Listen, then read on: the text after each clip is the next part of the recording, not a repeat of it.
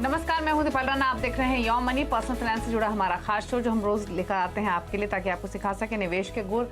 अगर आपके पास भी इन्वेस्टमेंट से जुड़ा हुआ कोई भी सवाल है, कब कैसे शुरुआत करनी है, शुरुआत को बेहतर कैसे बनाना है, कैसे अपने सपनों को पूरा करना है, तो योर मनी करेगा आपकी मदद। आप अपने क्वेश्चन हमें लिख भेजिए वेरियस प्लेटफॉर्म्स के थ्रू, ईमेल, व्हाट्सएप या फेसबुक, ट्विटर के थ्रू आप कनेक्ट कर सकते हैं। तरीका कर लीजिए सबसे पहले नोट शो में शामिल होने का।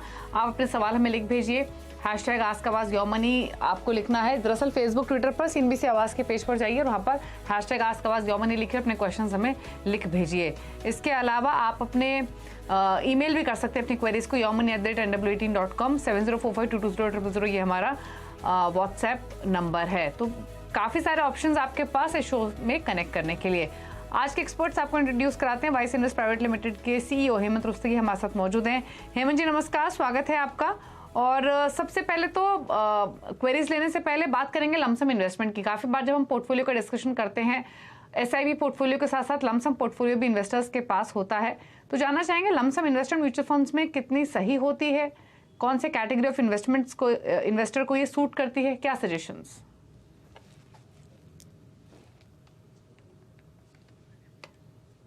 हेमंत जी, लमसम इन्वेस्टमेंट को लेकर आपकी राय क्या है when it comes to mutual funds?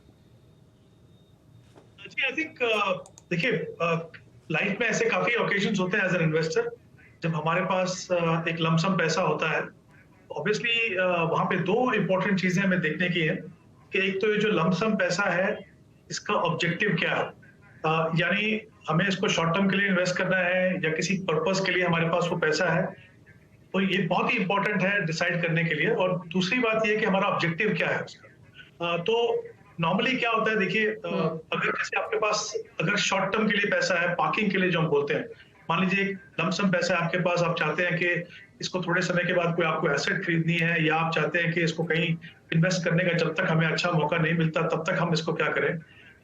जब ऐसे समय पे आपके पास अगर लमसम हो तो उसको ऐसे लमसम इन्वेस्ट करने में कोई प्रॉब्लम नहीं है, क्योंकि फिर वहां पे आप शॉर्ट टर्म पार्किंग करेंगे। जैसे आप कोशिश आपकी क्या होगी कि जो सेविंग बैंक में आपको जो रिटर्न मिलता है उससे बेहतर थोड़ा रिटर्न मिले, तो फिर आप जैसे लिक्विड फंड है, लो ड्यूरेशन फंड है या अल्ट्रा शॉर्ट टर्म और इवन शॉर्ट टर्म फंड में जब आप ऐसे फंड में इन्वेस्ट करते हो तो आपको लमसम इन्वेस्ट करने में कोई हेजिटेशन नहीं होनी चाहिए, क्योंकि आप ऐसे इंस्ट्रूमेंट में इन्वेस्ट कर रहे हो जहाँ पे पैसा आपका रिलेटिवली सेफ है और ये पैसे की आपको शॉर्ट टर्म में जरूरत है।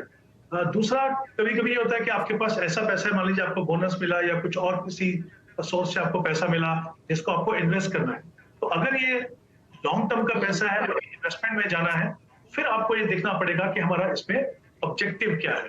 तो एज ए इन्वेस्टमेंट ऑप्शन मेरा हमेशा ये मानना है कि लमसम और सिस्टमैटिक दोनों का कॉम्बिनेशन अच्छा करता है, लेकिन आप लमसम का क्या करें, आप के लिए क्या सही ऑप्शन है वो डिपेंड करता है आपको ऑब्जेक्टिव और कितने समय के लिए आप इन्वेस्ट करें।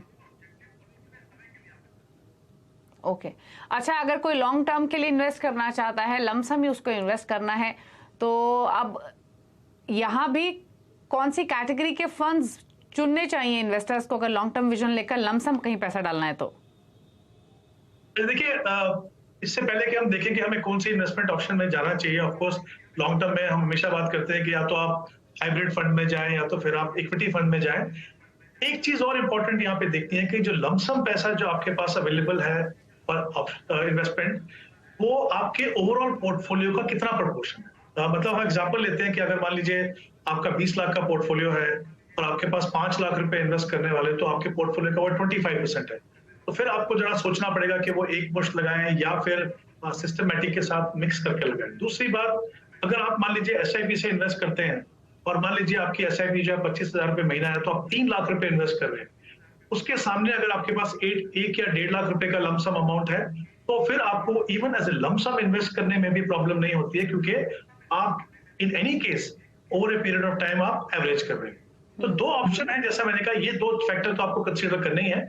उसके अलावा अगर मान लीजिए आप इक्विटी में, प्योर इक्विटी में लॉन्ग इन्वेस्ट कर रहे हो, जैसा मैंने कहा आज की जो सिचुएशन है उसके हिसाब से अगर हम बाकी फैक्टर्स को इग्नोर करें, तो मेरी सलाह ये रहेगी कि आप 30 से 40% लमसम डालें और बाकी जो पैसा है वो सिस्टमैटिक ट्रांसफर प्लान से लिक्विड फंड में डाल के उसको आप सिस्टमैटिक तरीके से इन्वेस्ट कीजिए नेक्स्ट 3 या 6 मंथ्स में। तो अगेन वो डिपेंड करता है कि आपके ओवरऑल पोर्टफोलियो का वो कितना प्रोपोर्शन है, आप किस एसेट क्लास में आप इन्वेस्ट कर रहे हो और आपका, जैसे मैंने पहले कहा, आपका ऑब्जेक्टिव क्या है।